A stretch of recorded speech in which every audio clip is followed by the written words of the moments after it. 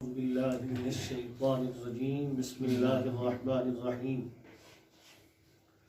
وعباد الرحمن الذين يمشون على الأرض هونا وإذا خاطبهم الجاهلون قالوا سلاما والذين يبيتون لربهم سجدا وقياما صدق الله العظيم وصدق رسوله النبي الكريم الأمين المكين الرؤوف الرحيم ونحن على ذلك لمن الشاهدين والشاكرين والحمد لله رب العالمين.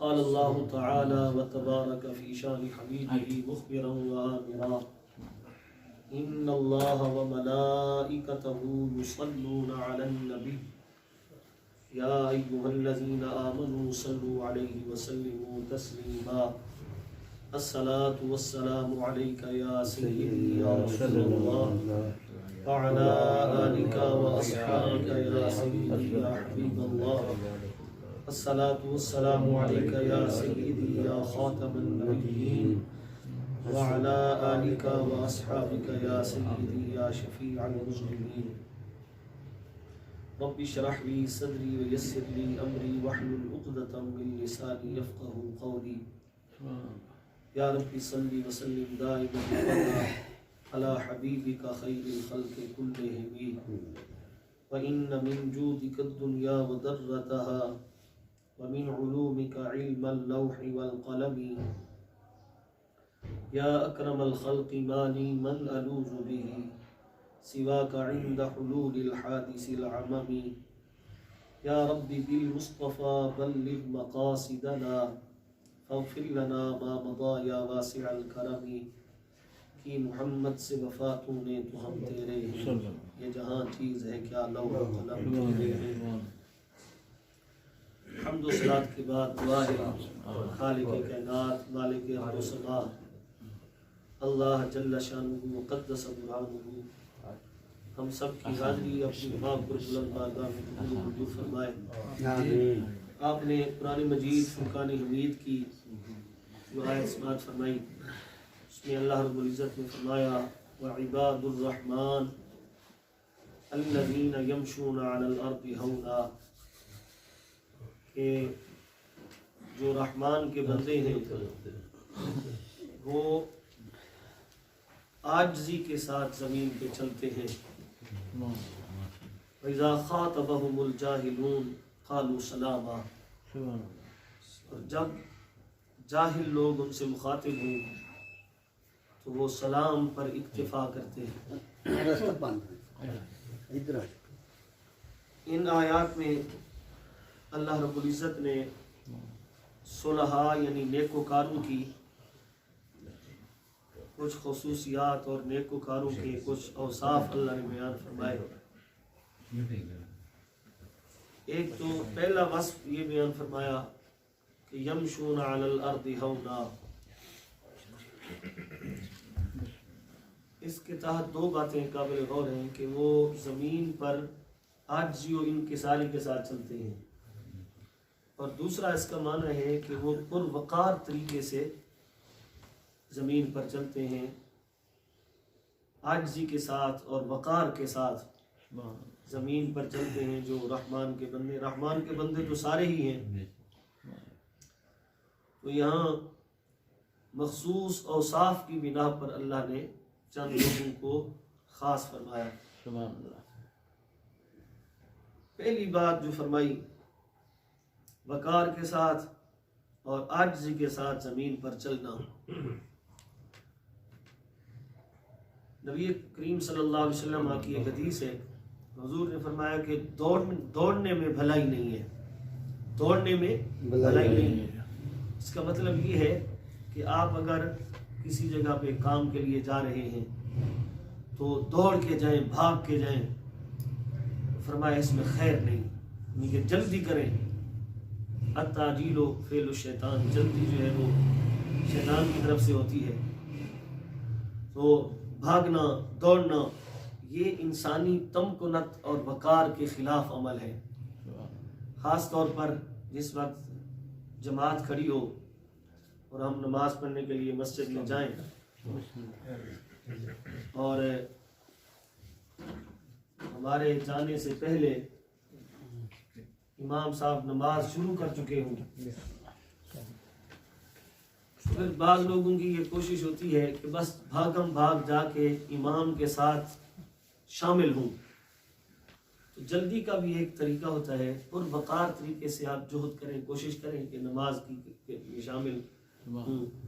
لیکن بھاگنا دوڑنا اور ایک جو ہے وہ وقار اور تمکنت کے خلاف کیفیت کو اختیار کرنا یہ درست نہیں ہے.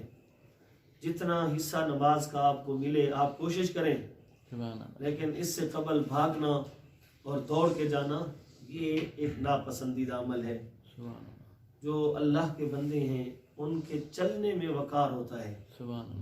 اب یہاں ایک بات یہ ہے، چھوٹی سی بات ہے، اس کو ہم شاید اس کو چھوٹا سا سمجھتے ہیں، ہم اس کو چھوٹا سمجھتے ہیں کہ چلنا ہر بندے کا اپنا طریقہ ہے، سٹائل ہے چلنے کا. لیکن میں قربان جاؤں قرآن کے انداز بیان پر، قرآن نے چلنے کے آداب بھی بیان فرمائے کہ آپ جہاں بھی چلیں وقار کے ساتھ چلیں. گلی محلے میں جب انسان چلتا ہے تو اس کے چلنے کا انداز اس کی شخصیت کو کیفیت کو ظاہر کرتا ہے. اگر آنکھیں جھکا کر اور جو گردن جھکا کے چل رہا ہے، بغیر ضرورت ادھر ادھر نہیں دیکھتا، تو ایسے شخص کو معزز گردانا جاتا ہے. نوجوان بھی ہو یا بچہ ہو تو اس کی اس کیفیت کو دیکھ کر لوگ سمجھتے ہیں کہ یہ اچھی خصلتوں کا مالک ہے. اور جو بندہ چلتے ہوئے اپنی گردن گھمائے اور دائیں بائیں دیکھے تو بعض اوقات تو وہ گناہ میں مبتلا ہوتا ہے. بد نظری ہو جاتی ہے، یعنی کہ غیر محرم عورتوں کی طرف آج کل یہ بات عام ہے کہ غیر محرم عورت کی طرف عورت کے چہرے پر نگاہ پڑ جاتی ہے، تو بد نگاہی جسے کہتے ہیں یہ ہو جاتی ہے. تو اس کا تعلق بھی چلنے کے ساتھ ہے. اللہ رب العزت نے قرآن مجید فرقان حمید کے 8ویں پارے سورہ نور میں فرمایا قُلْ لِلْمُؤْمِنِينَ يَغُضُّوا مِنْ أَبْصَارِهِمْ، اے محبوب اپنی امت کے مرد مومنین سے کہیں کہ اپنی نگاہوں کو نیچا رکھا کریں. سبحان اللہ. یہ مردوں کے لیے جہاں پردے کی آیت ہے، پہلا حکم مردوں کے لیے ہے کہ جب آپ چلیں، جہاں بیٹھیں یا کسی ایسی جگہ پہ جہاں مرد و عورت کا اختلاط ہو تو آپ اپنی نگاہوں کو نیچا رکھیں. سبحان اللہ. خاص طور پر اس ماحول میں جس میں ہم جی رہے ہیں، جہاں ہر طرف سے ایک فحاشی اور یعنی کا بازار گرم ہے، تو ان جرائم کا اور ان غلطیوں کا آغاز جو ہے وہ نگاہ سے ہوتا ہے، آنکھ سے ہوتا ہے. اس لیے آنکھ کی طہارت جو ہے وہ بڑی ضروری ہے. اللہ اکبر. حضرت امام غزالی رحمۃ اللہ علیہ نے مکاشفۃ القلوب میں یہ بات لکھی کہ جس وقت حضرت آدم علیہ السلام اللہ کی بارگاہ میں کامیاب ہوئے اور شیطان مردود ہوا، تو شیطان نے ایک قسم کھائی جو قرآن میں مذکور ہے. شیطان نے کہا فَبِعِزَّتِكَ، اے اللہ مجھے تیری عزت کی قسم ہے، لَأُغْوِيَنَّهُمْ أَجْمَعِينَ، میں آدم کی ساری نسل کو راہ راست سے بھٹکا دوں گا.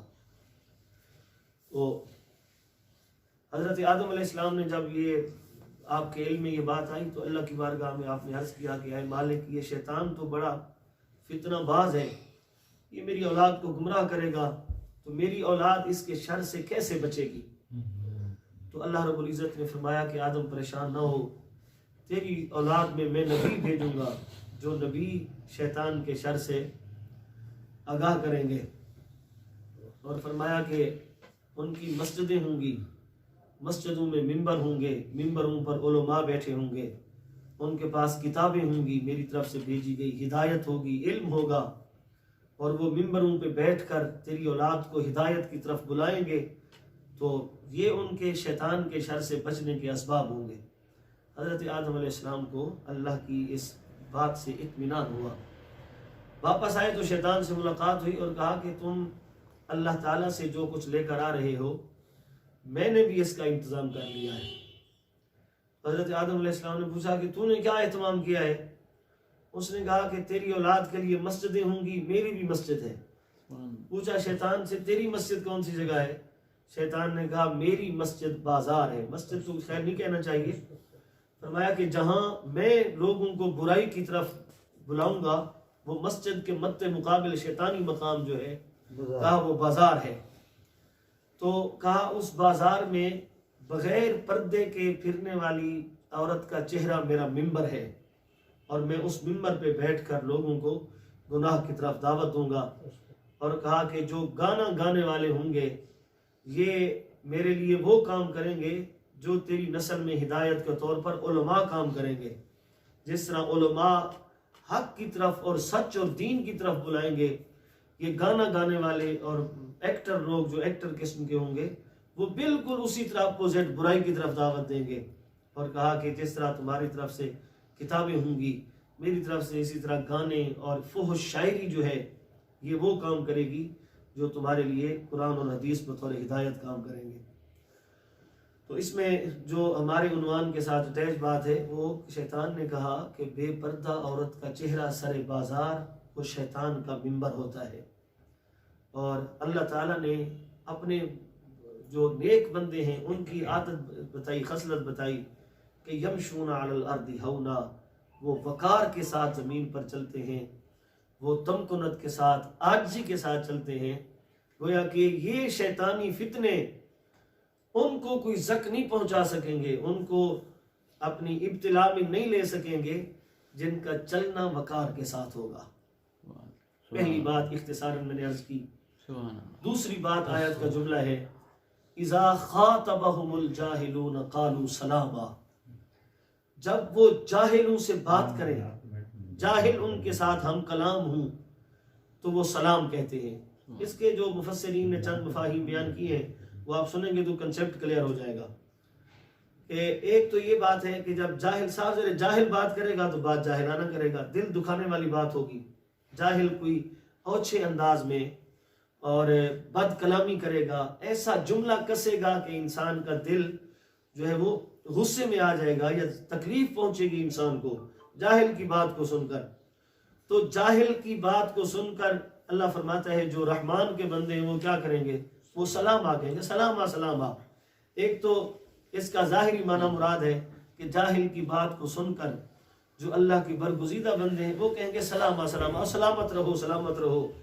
یعنی کہ اس کو ایسی بات جو اکسانے والی ہوگی، جو انسان کے جو ہے وہ طبیعت کے اندر اشتعال پیدا کرنے والی ہوگی، ایسی بات کو سن کے بھی وہ سلام آ سلام آ، سلامتی میں رہو سلامتی میں رہو، غصے میں نہ ہو، ایسی باتیں نہ کرو. تو مطلب یہ ہے کہ جاہل کی بات کا جواب جاہل کے انداز میں نہیں دیں گے. پڑھے لکھے اور باوقار شخص کی یہ علامت ہے. اللہ نے عباد الرحمن جن کو کہا کہ وہ جاہلوں کی باتوں پہ جو ریئیکشن دیتے ہیں وہ ان کی شخصیت کے مطابق ہوتا ہے. بات سمجھ آ رہی ہے نا؟ یہ جاہل شخص ہے. حضرت علی رضی اللہ تعالیٰ عنہ کا بڑا خوبصورت قول میرے ذہن میں آیا اور میں کہتا ہوں کہ شاید کوئی 2-4 گھنٹے بندہ بولتا رہے تو اتنی بات اچھی نہیں ہو سکتی جتنی ایک بات حضرت علی پاک کی ہے. اور یہ پریکٹیکلی تجرباتی بات ہے کیونکہ آپ باب مدینہ علم ہیں. تو آپ نے فرمایا کہ جب آپ کسی جاہل کو علم کی بات کہیں گے، کسی جاہل کو علم کی بات کہیں گے، سب سے پہلے وہ آپ سے بحث کرے گا.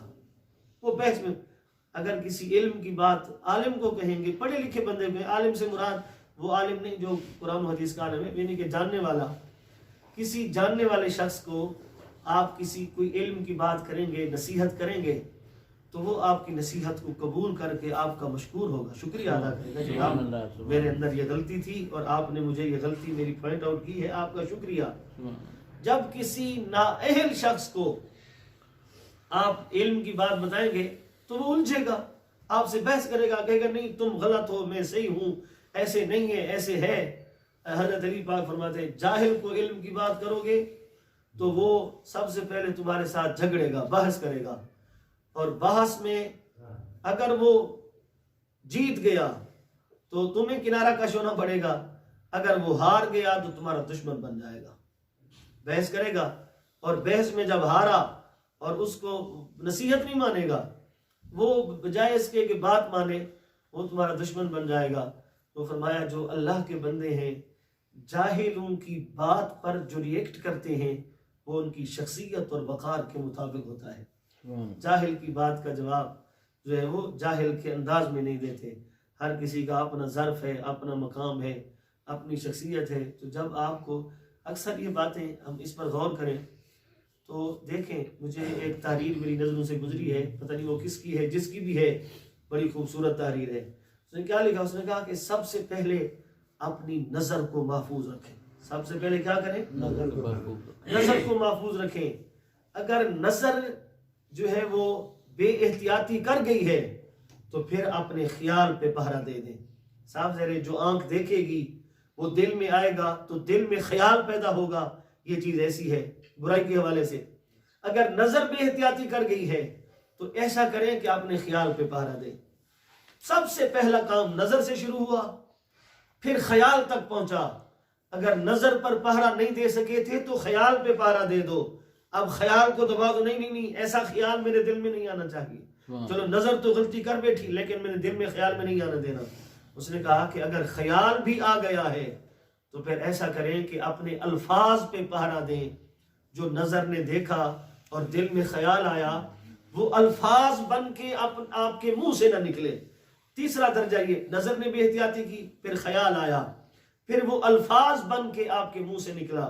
اچھا کہا اگر بالفرض الفاظ بن کے منہ سے نکل بھی گیا ہے، وہ جو آنکھ نے دیکھا تھا، دل میں خیال آیا، وہ لفظ بن کے آپ کے منہ سے نکل بھی گیا ہے تو آپ عملاً اس سے اجتناب کر لیں. ان لفظوں کو پریکٹیکل نہ کریں، وہ فیل نہ کریں. اچھا پھر آگے کہا اگر بالفرض آپ سے فیل بھی ہو گیا ہے، کام بھی ہو، آنکھ نے دیکھا، دل نے سوچا، زبان نے بولا اور ہاتھ نے کر دیا، تو کہا اگر ہو گیا ہے تو پھر اتنا تو کریں کہ اس غلط کام کو اپنی عادت نہ بنائیں. اس کو اپنی آخری درجہ یہ ہے کہ اس کو عادت نہ بنائیں. ایک بار ہو گیا بس معافی مانگ لے، پیچھے آ جائیں، اس کو عادت نہ بنائیں. تو اپنی اصلاح کا طریقہ جو ہے ہم نے آغاز کرنا ہے اپنی نگاہوں سے. اور پھر نگاہ کے بعد دوسرا درجہ یہ ہے کہ اپنے خیال پہ پہرا دینا ہے کہ ہمارا دل سوچتا کیا ہے. پھر تیسرا درجہ یہ ہے کہ اپنی زبان سے پہرا دینا ہے، ہماری زبان بولتی کیا ہے. یہ تیسرا درجہ ہے کہ ہم کرتے کیا ہے. اچھا ہمارا کیا طریقہ ہے کہ ہم اپنی اصلاح کا آغاز الٹا کرتے ہیں. پہلے ہم یہ سوچتے ہیں کرتے کیا ہے. نہیں، آپ نے کیا بعد میں ہے، پہلے بولا ہے، بولا بعد میں ہے، پہلے سوچا ہے، سوچا بعد میں ہے، پہلے دیکھا ہے. اس لیے اگر اصلاح کرنی ہے اپنی اصلاح کا آغاز اپنی آنکھوں اور خیال دل سے کیجیے، اپنے دل سے خیال کیجیے. سمجھیے اب جو لفظ جاہلانہ منہ سے نکل رہے ہیں، اب کیا ہوا گھر کے اندر ایسا ہوتا ہے کہ خاتون خانہ، میں مثال دے رہا ہوں، تو خاتون خانہ ہیں، بیٹی ہیں، اہلیہ ہیں یا بہنیں ہیں، وہ گھر میں کام کر رہی ہیں، ان سے کوئی غلطی ہو گئی یا انہوں نے کوئی اونچا نیچا لفظ بول دیا یا گھر کے کسی دوسرے فرد نے بول دیا، خامد نے بیوی کو بول دیا. اب یہاں پر جو قرآن ہمیں درس دے رہا ہے وہ یہ ہے اگر ایک بندے نے بات غلط کی ہے دوسرا جواب غلط نہ دے، بات یہیں پہ ختم ہو جائے گی. تو اگر جواب بھی غلط آیا تو پھر معاملہ یہاں سے باہر نکلے گا. اللہ فرماتا ہے اذا خاطبهم الجاہلون قالوا سلاما، جب جاہل ان سے مخاطب ہوں تو سلام کریں، سلامتی والی بات کریں، جواب جاہلانہ نہ دیں. ایک طرف سے اگر بات غلط آ گئی ہے آپ ریئیکٹ غلط نہ دیں، آپ تحمل کا، صبر کا مظاہرہ کریں اور آپ اچھے الفاظ کے ساتھ اس کو، اگر اس کی غلط بات کا جواب دیں تو وہ شرمندہ بھی ہوگا اور اس کی اصلاح بھی ہو جائے گی. دیکھیں یہ چھوٹی چھوٹی باتیں ہیں، ہم ان کو چھوٹا نہ سمجھیں. یہیں سے شخصیت بنتی ہے، یہیں سے انسان کا کردار بنتا ہے، یہیں سے انسان کا وقار بنتا ہے اور یہیں سے انسان کی پہچان بنتی ہے کہ انسان کیا ہے. تو یہاں جہاں تک زبان کا تعلق ہے، دیکھیں نبی پاک صلی اللہ علیہ وسلم نے صحابہ کے سامنے اپنی زبان کو 2 انگلیوں سے پکڑا. آپ نے فرمایا دیکھو تم اس زبان کی مجھے ضمانت دو، میں تمہیں جنت کی ضمانت دیتا ہوں. سبحان اللہ. اور ایک بزرگ نے لکھا کہ جب صبح ہوتی ہے تو یہ سارے اعضاء، پاؤں، ہاتھ، ٹانگیں اور اعضاء زبان کے آگے ہاتھ جوڑتے ہیں، یعنی کہ منت سماجت کرتے ہیں کہ تو احتیاط سے چلنا، تیری غلطی ہم سب کو مروائے گی اور تیری درستگی ہم سب کو کامیابی کی طرف لے کے جائے گی. جاہل کے ساتھ بات کرنا. دوسری بات جو یہاں پر اس آیت کا ایک دوسرا مفہوم ہے اور اس کے اندر سے دوسرا مطلب جو ہم نے اخذ کرنا ہے وہ ہے یہ تو آپ نے یہ سنا کہ جاہل کی بات سننا. اب اس کا دوسرا پہلو بھی ہے کہ جاہل کے ساتھ بات کرنا. کسی نااہل شخص، کوئی بندہ جو چیز کو نہیں جانتا، جو حقیقت کو نہیں جانتا، اس کو اپنی بات سمجھانی ہے، اپنا پیغام پہنچانا ہے، اپنا میسج پہنچانا ہے. خاص طور پر چونکہ ہم نے یہ سلسلہ درس کا شروع کیا ہوا ہے، تو یہ احباب میری بات انتہائی توجہ سے سنیں. تو آپ نے کسی کو درس کی دعوت دینی ہے، دین کی دعوت دینی ہے، جناب آپ آئیں ہمارے ساتھ بیٹھیں، ہم قرآن مجید کا درس کی ہم محفل کرتے ہیں. تو ہم نے اس بندے کو دعوت دے کے اس سے خیر کی توقع نہیں رکھنی کہ ہم اس کو کہیں گے تو وہ ہمارے کہنے پہ آ جائے گا.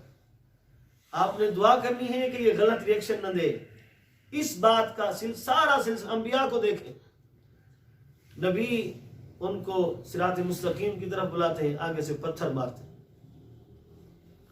نبی کہتے ہیں سچ بولو، وہ کہتے ہیں تم تو جادوگر.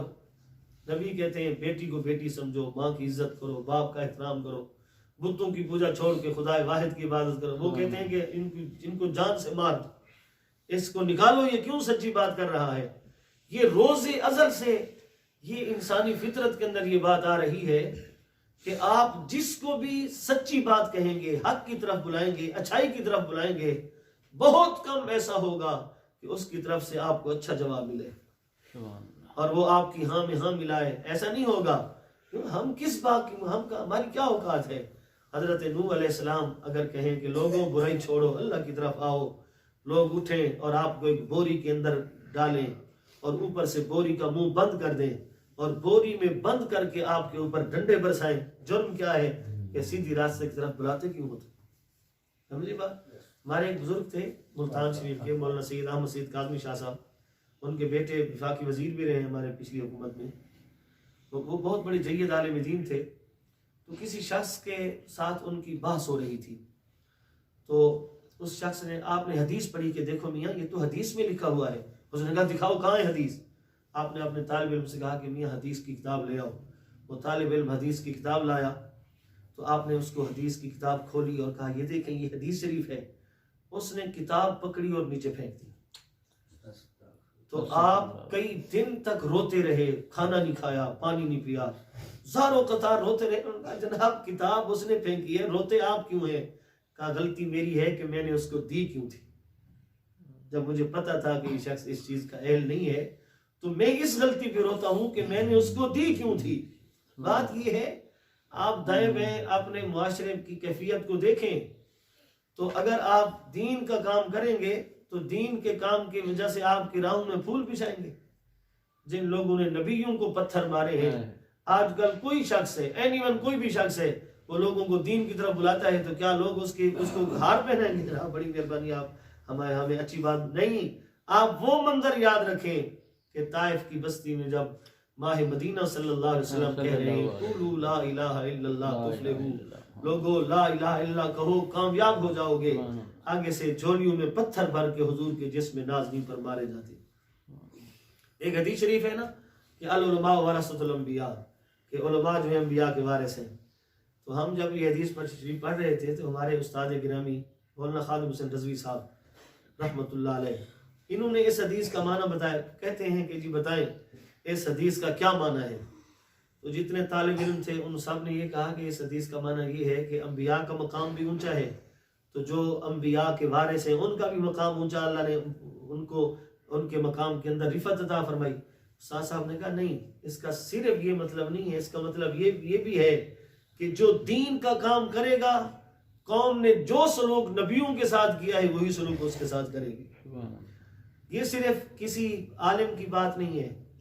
اگر آپ گھر کے اندر آپ جو ہے وہ فار ایگزامپل کوئی برائی کا کام کرتے ہیں، آپ کو میں LED لا دیتا ہوں، آپ کو میں کیبل لگوا دیتا ہوں، آپ کو جناب یہ جو ظاہری غلطیوں کے اسباب ہیں یہ آپ کی بڑی عزت ہوگی، آپ کو ویلکم کہا جائے گا.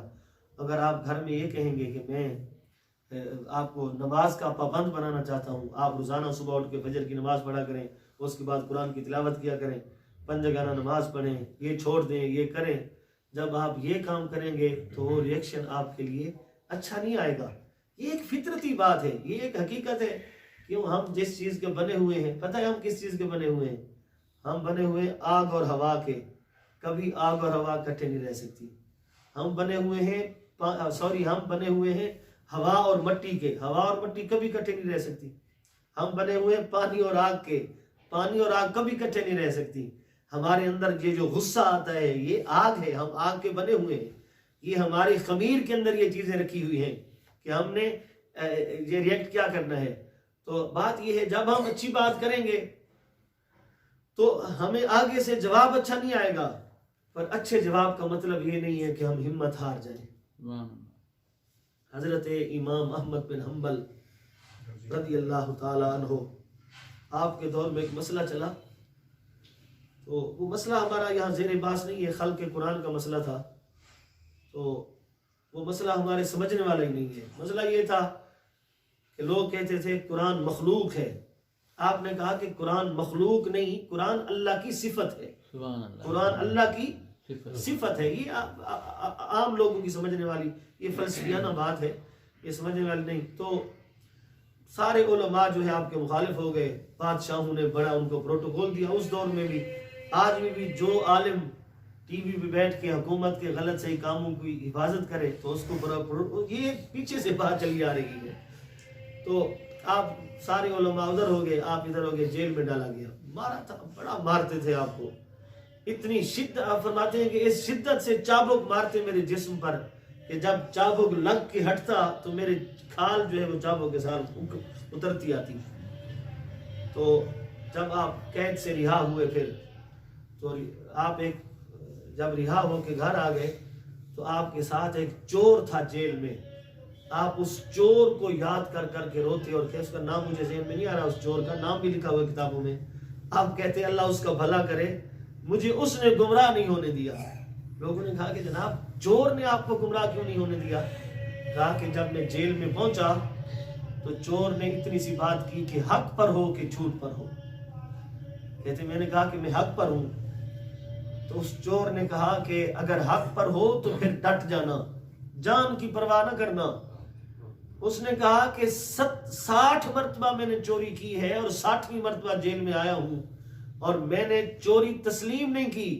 کہا میں چور ہو کے جرم تسلیم نہیں کر رہا اور تم حق پر ہو کے حق بات چھوڑ دو گے.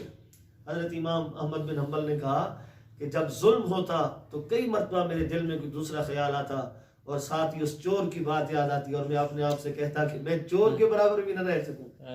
چور جتنا بھی استقامت میرے اندر نہ ہو.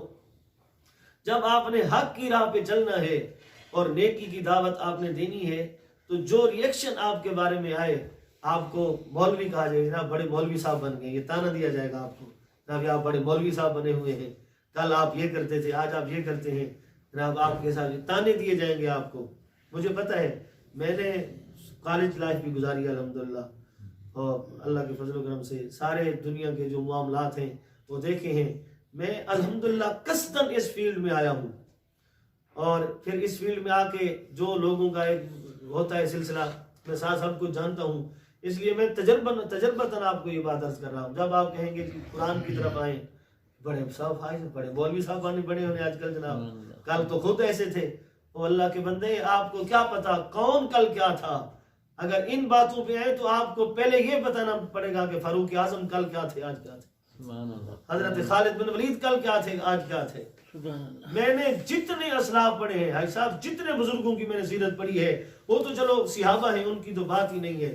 حضرت فضیل بن عیاض جن کو حضور داتا صاحب رحمۃ اللہ علیہ اپنا پسندیدہ شخصیت کے طور پر ذکر کرتے ہیں کہ فضیل بن عیاض یہ ایران کی راہوں پر ڈاکو تھے اور اتنے بڑے ڈاکو تھے کہ لوگ ڈرتے تھے ان کے.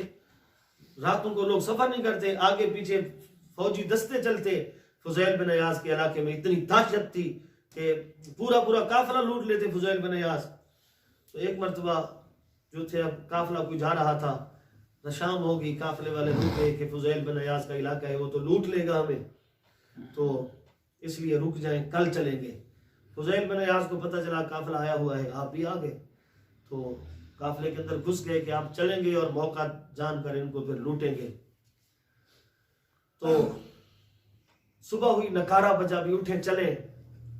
تو کسی نے کہا کہ فضیل بن عیاض کا علاقہ ہے، اندھیرے میں نہ چلو. کہا کہ نہیں چلیں. اور قافلے والوں کی عادت یہ تھی اس قافلے کی کہ وہ قافلے کا جب سفر شروع کرتے تو پہلے قرآن کی تلاوت کرتے. سبحان اللہ سبحان اللہ. چلنے لگے انہوں نے قرآن کی تلاوت کی. وہ قاری صاحب جو تھے انہوں نے آیت پڑھی سورہ حدید کی. اس آیت کو سنیں کہ الم یأن للذین آمنوا ان تخشع قلوبهم لذکر اللہ. کیا ایمان والوں کے لیے اب تک یہ وقت نہیں آیا کہ ان کے دل اللہ کی بارگاہ میں جھک جائے. سبحان اللہ. کیا اہل ایمان کے لیے یہ وقت نہیں آیا کہ ان کے دل اللہ کی بارگاہ میں جھک جائیں. بس اس آیت نے فضیل بن عیاض ڈاکو کے دل پہ اثر کیا اور ادھر ہی بیٹھ کے تائب ہو گئے. تو جب آپ نے توبہ کر لی تو کسی شخص نے آپ کو پہچان لیا اور چیخا یہ تو فضیل بن عیاض آ گیا ہی لوٹے گا. تو حضرت فضیل بن عیاض نے کہا کہ جس کا نام تم سب سن رہے ہو وہ مر گیا ہے. یہ وہ فضیل بن عیاض نہیں. اس کا نہیں تم وہی ہو. کہا تھوڑی دیر پہلے وہی تھا. قرآن کی آیت سنی ہے وہ مر گیا ہے. اب یہ اور فضیل بن عیاض بیٹھا ہے. اب یہ ایک زندگی کا یہ رخ ہے. ایک دوسرا رخ ہے کہ حج کرنے گئے ہوئے فضیل بن عیاض. ہارون رشید کا دور ہے. ہارون رشید نے کہا کہ فضیل بن عیاض سے ملاقات کرواؤ. تو ہارون رشید آپ کے خیمے میں چل کے آیا ملاقات کرنے کے لیے. تو آپ نے اس کے آنے سے پہلے بتی بجھا دی. اپنے خیمے کے جو لیمپ جل رہا تھا بجھا دیا. ہارون رشید نے آپ کے ہاتھ میں ہاتھ دیا, مصافحہ کر سلام لیا. جب سلام لیا تو آپ کی چیخ نکل گئی اور گر کر بے ہوش ہو گئے. ہارون رشید بڑا پریشان ہوا کہ میں نے تو سلام ہی لیا تھا کہ بے ہوش ہو گئے. پانی چھڑکا, تلیاں ملی, ہوش میں آئے. ہارون نے پوچھا کہ جناب آپ کیوں بے ہوش ہو گئے ہیں؟ آپ نے کہا بے ہوش اس لیے ہوا ہوں کہ اتنا نرم تیرا ہاتھ ہے. میں نے سلام لیا نا تو مجھے فضیل بن عیاض نے کہا کہ میں نے سلام لیا تو تیرا ہاتھ مجھے بڑا نرم لگا. اتنا نرم تیرا ہاتھ, میں نے تو اتنی نرم کوئی چیز دیکھی نہیں جتنا تیرا ہاتھ نرم ہے. تو میں بے ہوش اس لیے ہوں کہ اتنا نرم ہاتھ جہنم کے انگارے کو کیسے برداشت کر سکے گا. بات سمجھے؟ ایک وہ شخص تھا تو ایک یہ وہی شخص ہے. ایک وہ تھا جو ڈاکو تھا, ایک وہ ہے کہ بادشاہ کو نصیحتیں کر رہا ہے. سمجھے؟ کسی کے ماضی کو دیکھ کر اس کو حال میں تانا نہیں دینا چاہیے. سمجھے؟ میرے پاک نبی علیہ السلام کی بارگاہ میں پچھلے جمعہ بھی یہی میں نے بیان کیا کہ جب اکرمہ بن ابو جہل کے بیٹے اسلام لینے آ رہے تھے, حضور نے فرمایا کہ لا تسبوا اباہو, اے میرے صحابہ اکرمہ کے سامنے اس کے باپ کو گالی نہ دینا. سبحان اللہ. کہ اس کا دل دکھے گا. اور ہم کیا کرتے ہیں, وہ جناب کل کیا تھے, آج یہ مولوی صاحب بن گئے ہیں, آج یہ فلاں صاحب بن گئے ہیں. اور میاں تو کوئی کل کا ٹھیکیدار ہے, تو یہ دیکھ تجھے اب یہ کیا کہہ رہا ہے. سمجھے؟ اذا خاطبهم الجاہلون قالوا سلاما, کہ جب جاہل ان سے بات کرے تو آپ کے لہجے کے اندر شستگی ہونی چاہیے. اور اللہ تعالیٰ فرماتا ہے ادعو الی سبیل ربک بالحکمت والموعظۃ الحسنہ, کہ اللہ کے راستے کی طرف بلاؤ حکمت کے ساتھ اور اچھی بات کے ساتھ. ایک تو حکمت ہونی چاہیے اور دوسرا اچھی بات ہونی چاہیے آپ کے پاس. یہ دو چیزیں لازمی ہوں. اچھی بات ہو, لہجے کے اندر شستگی ہو, حسن تکلم ہو, مٹھاس ہو. اور دوسرا کیا ہے, دوسری چیز حکمت ہو.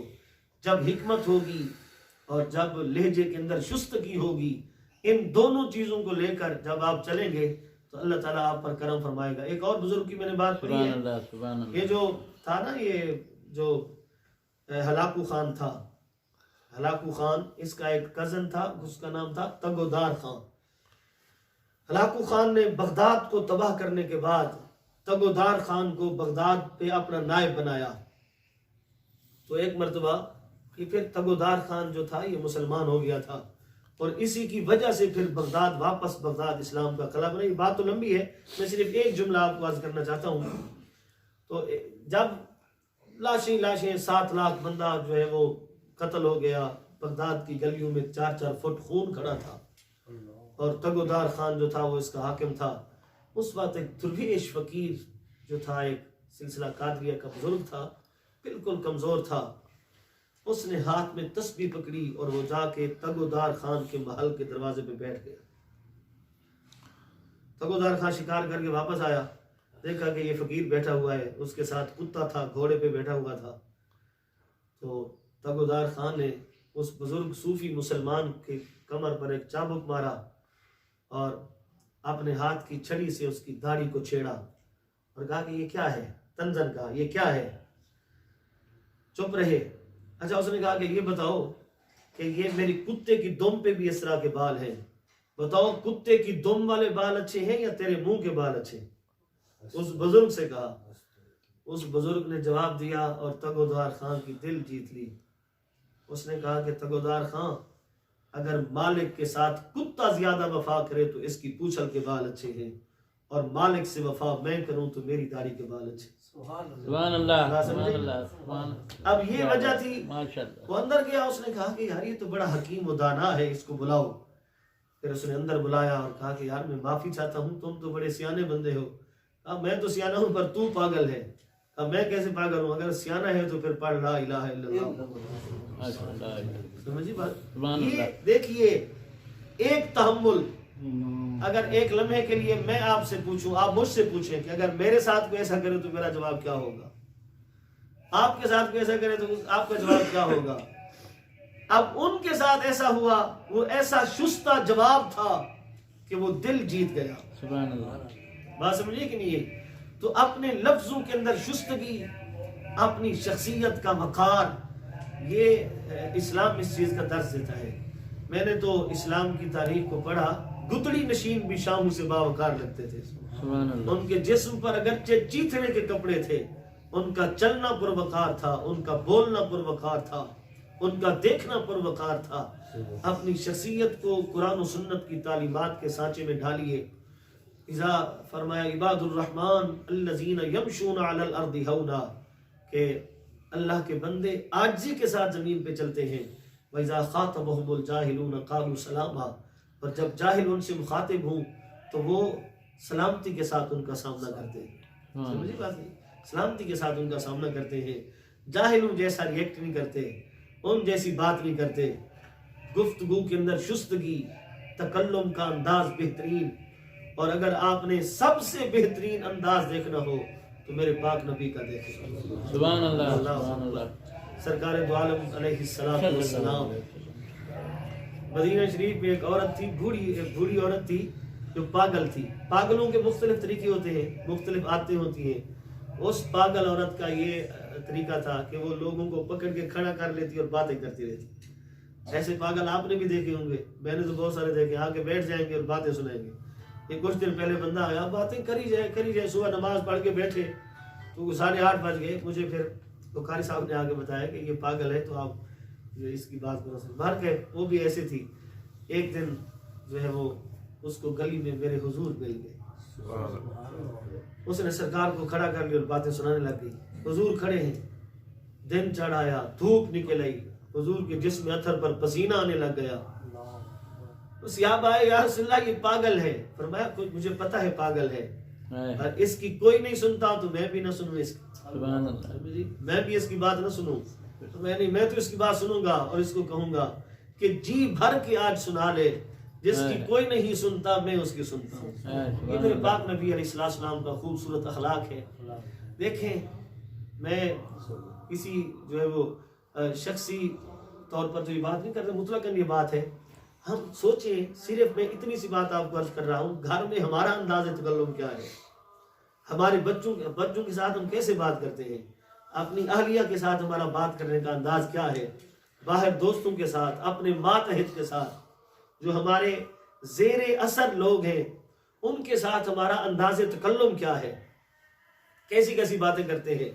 आपने देखा होगा सोशल मीडिया का दौर है, आजकल तो बड़े बड़े अफसरों की बातें आ गई हैं कि वो अपने मातहत से कैसे बात करते हैं, है कि नहीं है?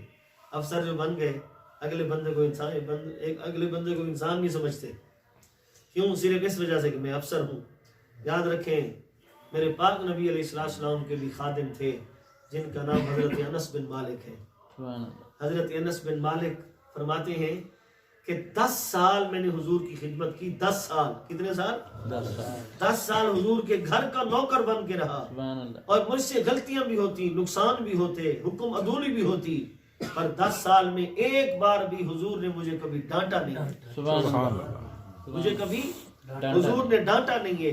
अज़वाज मुतहरात का मामला देखें, सहाबा किराम का मामला देखें, नबी पाक अलैहिस्सलातु वस्सलाम की सीरत तय्यबा, हुजूर का अंदाज हमारे बिल्कुल सामने है।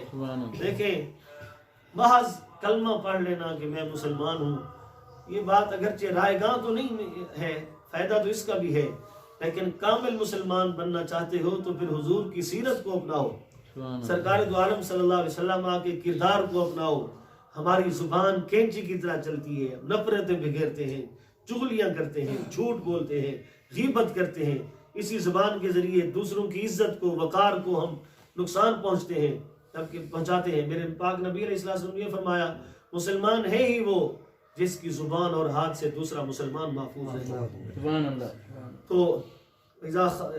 فرمایا عباد الرحمن الذین یمشون علی الارض ہونا۔ اللہ نے ایک اور مقام میں فرمایا کہ ولا تمشی فی الارض مرحا، او بندے تکبر سے زمین پہ نہ چل، انک لن تخرق الارض ولن تبلغ الجبال طولا۔ فرمایا تکبر سے چلنے والے نہ تو زمین کو پھاڑ سکتا ہے، نہ اونچا ہو کے پہاڑ بن سکتا ہے۔ جتنا مرضی تکبر کرے تو نے انسان کا انسان ہی رہنا ہے۔ اور میں آخری بات آپ کو عرض کروں، عاجزی کی بات تھی تو عاجزی کا اپوزٹ تکبر ہے۔ بدترین گناہ تکبر ہے، بدترین گناہ۔ نبی کریم صلی اللہ علیہ وسلم نے فرمایا جس کے رائی کے دانہ برابر بھی تکبر ہوگا، تکبر والا شخص جنت میں نہیں جائے گا۔ تکبر، کبریائی، بڑائی، یہ صرف ایک ہی ذات کو لائق ہے، اور وہ ذات میرے اللہ کی ذات ہے۔ سبحان اللہ۔ اللہ تعالیٰ کی بارگاہ میں دعا ہے کہ اللہ رب العزت آج کی اس نشست کو اپنی پاک اور بلند بارگاہ میں قبول و منظور فرمائے۔